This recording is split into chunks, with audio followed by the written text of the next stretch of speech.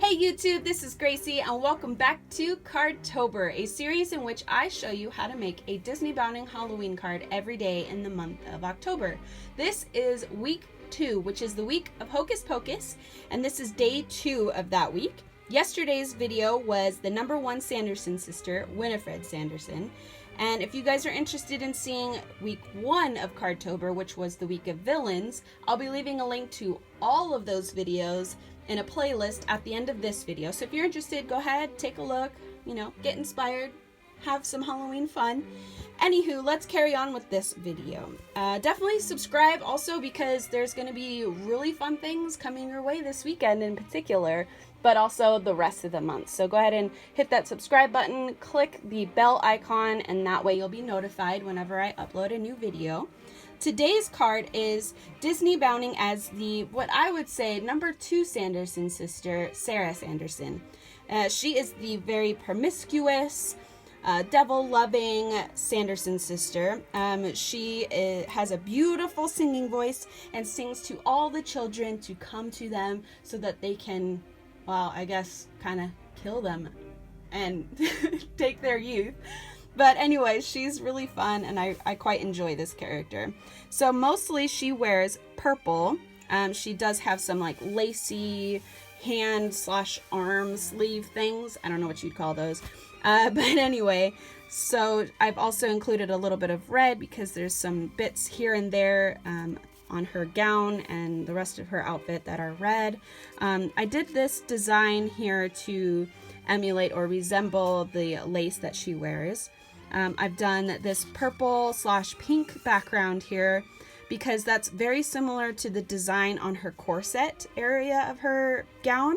And then I did some stamping of a broom because they all, well, almost all of them end up riding a broom at the end of the movie or towards the end of the movie. I've also done some like little cobwebs at the top and at the bottom to kind of emulate how their house has become like a museum and it's filled with cobwebs and spider webs and all that good stuff. Also, this is a shaker card. I hope you could see that. It's pretty fun. I said a while back that I was wanting to stop doing shaker cards for a little while, taking a break, but I think this is a good way to come back to them. The sequins on the inside is purple, again, because most of her outfit is purple. And I've done little, slightly lighter colored purple heart sequins in there as well, or glitter, chunky glitter. And then the background here is a little bit more purple everywhere, purple for everyone. On the inside it says the witch is in, and again another broom, which is in the exact spot as the broom on the front. I thought that was kind of fun. On the back side is my typical G stamp. Feel free to use whatever you have, something that says, specially made for you, whatever you want. And then I did more of the cobwebs/spider webs there. So let me go ahead and quickly show you guys how to make this card. What you're going to need for this card is some Stickles, because why not? And this is in Xmas Red. You're also going to need the Heartfelt Creations. This is, let's see, what's the name of it here? Decorative Blossom Corner. And I used this one in particular. You can use this one if you're interested, but I felt like this one was a little bit too big and took over my card a little bit more than I wanted. I've also gone and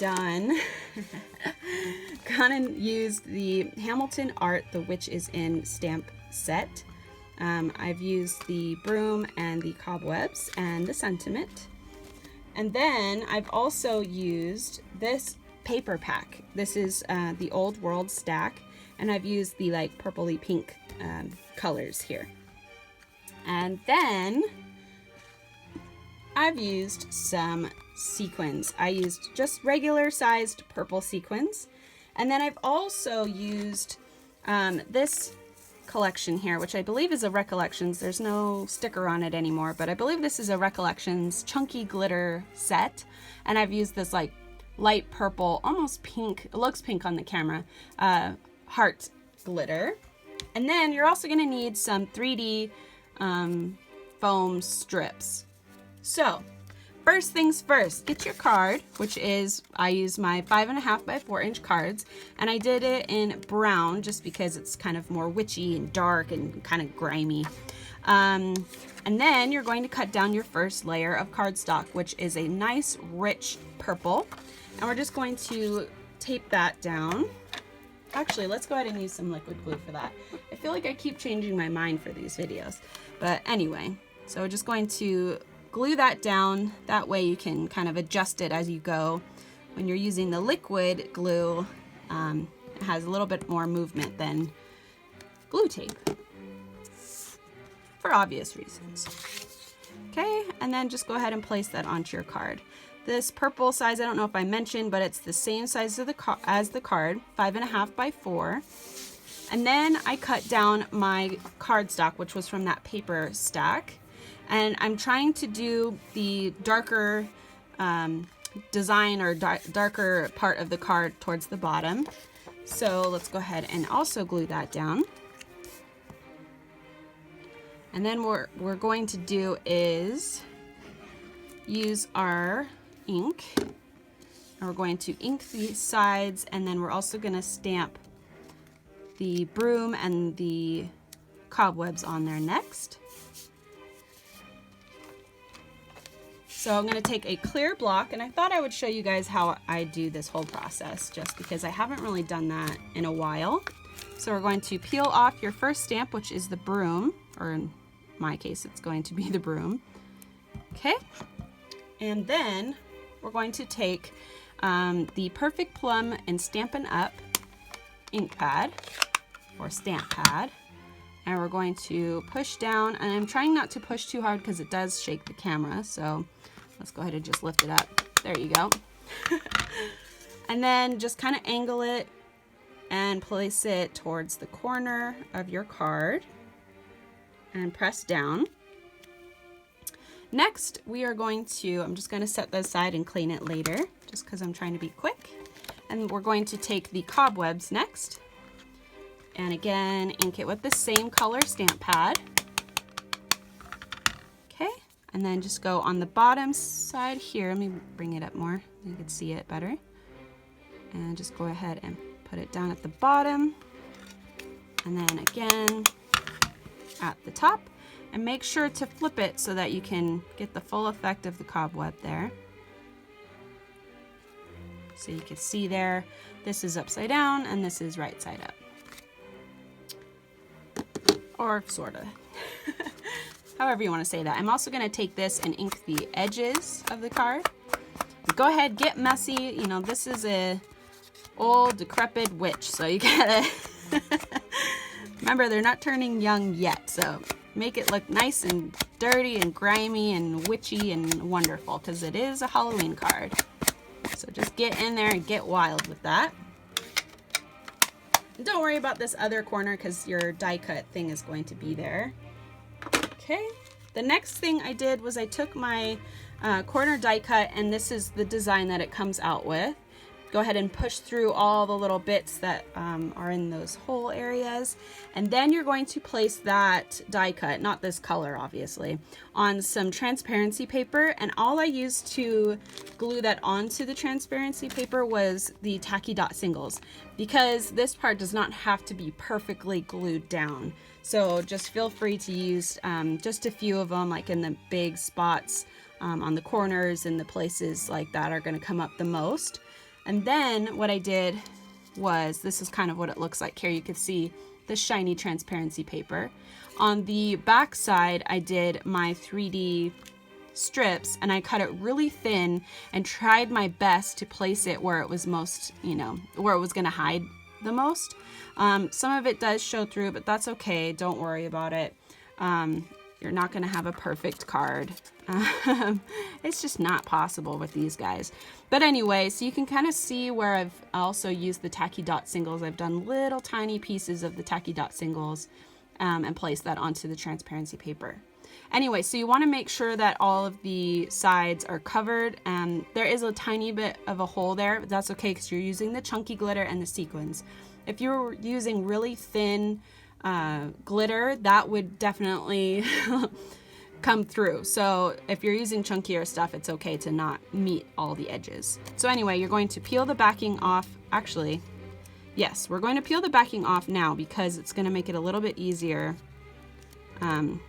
to put the sequins in after you've taken the backings off. If you do it beforehand and now you got to take off all the backings, you end up losing a lot of the sequins or glitter or whatever you're going to use.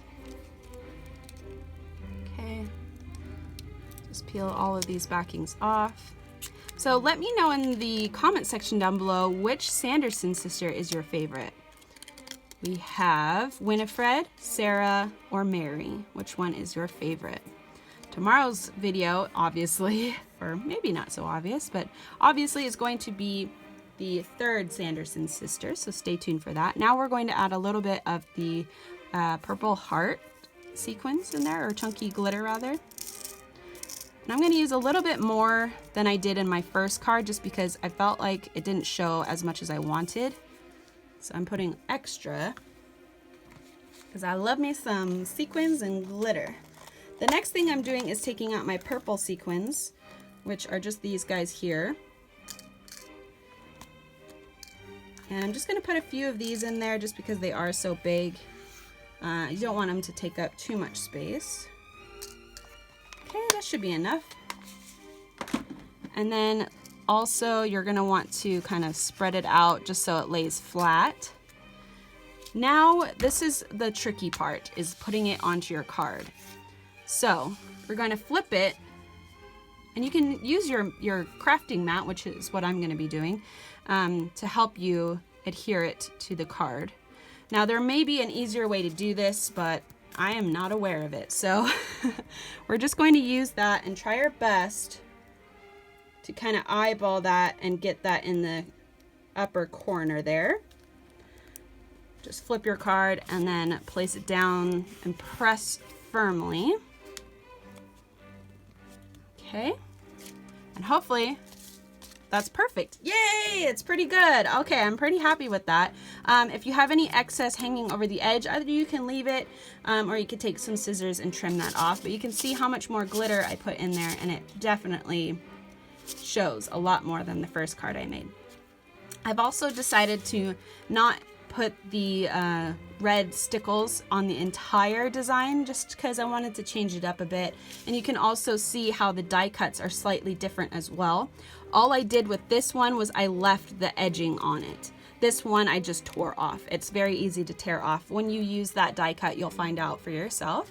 But anyway, this is your Disneybounding Sarah Sanderson card. I hope you guys stay tuned for tomorrow's video, the third Sanderson sister, and for the rest of the week of Hocus Pocus.